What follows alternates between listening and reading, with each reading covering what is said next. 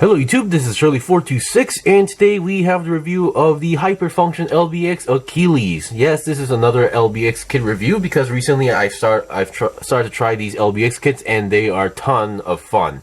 I'm starting to regret that I haven't started these earlier. Alright, so let's start off right off the bat. This is the Hyper Function version, meaning that it has a full inner frame. So for those who don't know, there are two types of LBX kits out there. There is a regular LBX kit and then there is a Hyper Function kit. Hyper Function version. Now there aren't many Hyper Functions out there, but they exist. The main difference between them are basically like a difference between an HG and an RG. While the regular LBX kits are pretty much like an HG style kit, no inner frame, has some stickers on them, and you're good to go. This one, the Hyper Functions are basically real grades, basically where they have a full-fledged inner frame, meaning that if you take off all these armor parts, you will have a core skeleton inner frame going on there. And it has more articulation, and everything about 95-98% of the parts are color separated, with a few exceptions time to time. Alright, so this is the regular Hyper Function LBX. This is not the initial release version, which comes with an extra thing, but I do not have that, and that thing is getting more rare these days. Alright, so let's get on to the review. So as usual, I'll start with the components. So first of all, what you get, of course, is obviously the Hyper Function LBX Achilles, the main character, Yamano Ban's personal LBX kit in the series, and this actually goes pretty long than you think before he gets Odin, which I have reviewed before. Other than this, here we get its usual stuff, or the stuff that you are supposed to get. So number one, we get the shield. I forgot if there's actually a specific name for the shield and the spear, but basically you get a shield. Very, very Greek-ish or gladiator-ish design, and I really love the color separation going on here. And here, of course, the handle is kind of an interesting handle, but still works. Really, really tough shield going on here. Love it. And we have the spear. Now it's a pretty basic looking spear when you think about it. So I would like to mention that this spear has 4 components. Number 1 is this bottom section, and then 2 is this bluish purple section. 3 is this top handle, and then 4 is the end tip of the spear, which has the blade and poking area, basically stabbing area. What I did on mine was that the top handle was slightly loose on here, so I decided to glue it on so it doesn't fall off constantly. So that's what I did. Alright, and then we get 5 hands. So currently I'm using the multi-purpose hands on left and right, so you can pretty much insert the spear in those hands if you want to do so. And then we get 2 more hands, which is a set of open hands for posing. Now you only get a set of hand guards, so every time you have to, if you want to swap out hands, you do need to take off those hand guards or slash knuckle guards and then reattach it to here. So let's keep that in mind. And then here we have a thumbs up hand, which is pretty much meant for holding the spear in a more angle. So not only is the holding area is in an angle, even the ball joint connection here is in an angle. So if you want to do a more proper stabbing pose, this is what you use. Although I'm not sure if the thumbs up was necessary, but still works very well. And here we have some other stuff going on here. So number 1, we have some sticker sheets. So here we have a decal sticker sheet, nothing too special going on here. Here we have all these triangles, symbols, lines, tiny orbit symbols. Yes, this tiny orbit is actually a LBX creating company and within the anime, so that's good to see that there. And yeah, that's pretty much it for the sticker decal sheets. And here we have 2 sticker sheets. And as I mentioned, other than the inner frame, you only get 2 stickers for the Achilles armor. So if you're wondering why we have 2 sticker sheets, so usually this is the way how it works. So you get this one, which is pretty much in every Hyper Function LBX kit, as far as I know. These are the eyes for the inner frame, so pretty much for the head. But keep in mind, these eye stickers are not the same eye stickers that you see in the head of the Achilles. This is actually the eyes for the inner frame inside. So the inner frame inside eyes are different from the ones you see right over there. Those are color separated eyes on the Achilles, by the way. And then the stickers, and then the second sticker sheet would be meant for the outside armor. So as you can see, we have this one, which is a single number, but it's actually 2 stickers, which goes onto the sides, and that is all. That is it. No more stickers. So this is actually one of the most impressive color separated kits I've seen so far. That's technically not a Gunpla, and that's not a real great Gunpla kit at the same time. Of course, I think the RG Eva does also. It was really, really good as well in terms of that aspect. And here we have some leftover parts. Number 1, here we have some leftover polycaps. These are pretty much ball joint connections for the feet. Usually, I forgot why there's leftover piece for these ones, but okay.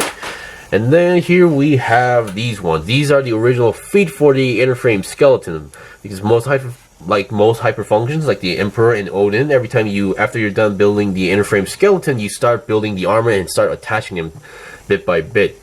However, for the feet, you pretty much you make new feet and replace the feet right off the bat. So, which is why we have these leftover parts.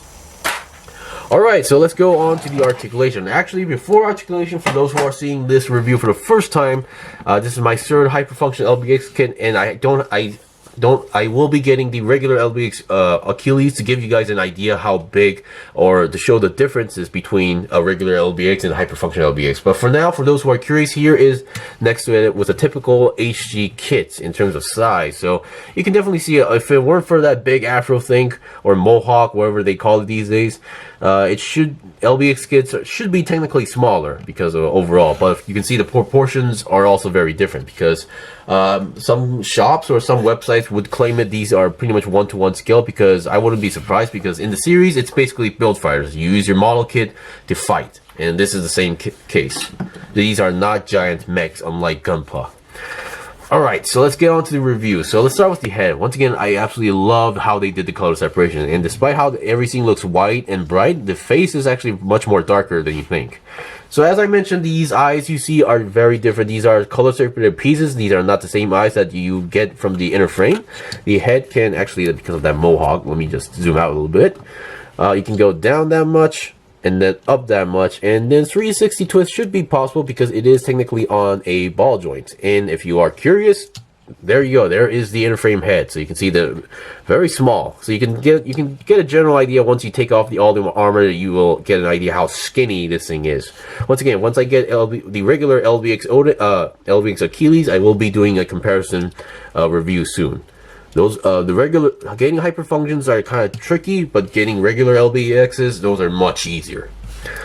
Alright, so we've seen the head. Now let's get the body. Now the main body, pretty well done. Once again, excellent color separation between the white, red, blue here, and then in the middle we have a clear red piece with a yellow V on there. Very nice. And I believe we don't have a ab crunch, but technically there is slight of a movement because of how the connection works on the middle. And then the body is technically able to move 360 in this case. Nothing is blocking. Before we go to the arms, let's look at the back. So in the back we have the cape here, very nice looking cape. Oops, and something, I think something went wrong here, but yeah, the cape is beautiful. And what I like about these capes is that these are not just paper, because some Gunpla kits that comes with capes, they usually just give you a piece of paper. This is not just a piece of paper. This is actually kind of like has this fiber-ish feeling going on here, but still these will last longer. And I think I kind of spat on here a little bit because you can see those yellow marks. Other than that, the connection is very firm. You pretty much connect, there's this red piece on the back, and then you connect it with these four yellow pieces. And because of that, you can also move the cape up and down to give it more cinematic poses, and you can move it, and because the main connection here is on a peg, you can move the cape side to side like that. And for now, for the sake of the review, I'm just going to take it off just in case, in order to prevent any more damage. Alright, so here we have, and here is the back without the cape. Pretty simple looking back, and we have a single peg, which is a hole there for the cape. So nothing too complicated, pretty much simple. Now for the arms. The main connections are ball joints. So the ball joint is connected to the inside of the main body with a polycap joint in there, as far as I know. And then because of that, we are able to go 360 on the entire arm, and then you do have a forward and backward shoulder movement going on here. Of course, there is something colliding with each other, but still works pretty well. And then we have the shoulder that can move up and down. So these are pretty much simple shoulders, and then all those white parts and blue parts are all color separate pieces. I would like to mention no stickers at this point. Now there is one issue that I have been going through every LBX kits, is that sometimes, depending on how much I move the arm, these parts that are front and back tend to, you know, pop out. Not exactly fall off, but they will try to separate time to time. So maybe if I don't have any plans to take off the armors, maybe I can glue mine in permanently, so I wouldn't have that issue. But other than that, we can move the entire arm 360 like this, and then we should have a nice bend going on here. And I was pretty impressed by the knuckle guards here. They actually gave you knuckles right here, so a punch would be pretty deadly. All right, and that's pretty much it. And then the ball joints are kind of interesting here. So the ball joint is actually on the arm. Now this may look like a ball joint, but no, the joint is here, and then the ball joint itself is actually on the arm. So that is a thing. All right. I'm not sure why today my camera's having so much trouble focusing, but hopefully that will be resolved soon. Now the waist section. The waist section was the most simplest so far. Like the Emperor was kind of tricky. Odin had a lot of stuff going on the front skirt and side skirts, but this one was pretty simple. So we have a front skirt that flaps open from the top, from the front, and then we have another one that moves from the back. And then the side skirts also move pretty well. So very basic and simple, and I think they really aced it with their first Hyper Function kit out there. Alright, so the main joint connection regarding the legs or the sides are ball joints to the main waist, but we still have a nice side swivel going on here, and then we can move on, not exactly that much to the side because the way how the structure is, but it's a very firm connection because of the polycaps. It won't be getting loose soon, and then we can move to the front less than 90 degrees because I think it's mostly the arm part colliding from the inside, and back 90 degrees, and that is amazing. And then I already told you guys there is a side swivel going on here, and regarding the bend, we should have a nice bend going on here, very nice bend. And then we have your ball jointed feet with a nice pivot going on here. That is actually a wonderful pivot going on there. And let's see how much bend we get in the toes. Front toe can go up that much. I think it should be able to go up more, but it's just the armor colliding. And back not so much. And we have these nice yellow color separated parts going on here. Alright, so we've seen the basics of the kit, and it is superb. We have a full-fledged inner frame. The like 98% is color separated. The only part, as I mentioned, that are stickers are these black parts on the sides. But once again, I don't think it's really that visible, so I don't know. You can pretty much easily color that part if you want to do so. Alright, so we've seen the basic articulation, components, and everything. So I'll be right back with some demonstrations. Okay, I'm back. So I'm currently doing more of a stabbing pose with the spear. So what I did was on the right hand, I gave it the thumbs up hand to give it more of an angle going on here. And it works pretty well because keep in mind, not only the hand is holding the spear in an angle, the ball joint or the joint that is on the hand is also on an angle. So which is why it gives that extra more, curve on the arms to give it a more natural stabbing pose. And if I forgot to mention, yes, you do have a hole to attach an action base here, a standard and action base peg, unlike Odin where it requires a specific peg. And it works pretty well. Now, the only part, as I mentioned regarding the shield, the way how the shield was holded is kind of interesting. So if you look at here, the handle is on the bottom. So you plug the handle. So if there's a handle, you plug it from the bottom here. So which is kind of odd. Well, to be fair, even in Gunpla, there are certain Gunpla kits that do have similar connections, but they actually have an extra peg to connect to their arm. So this one was definitely an interesting way.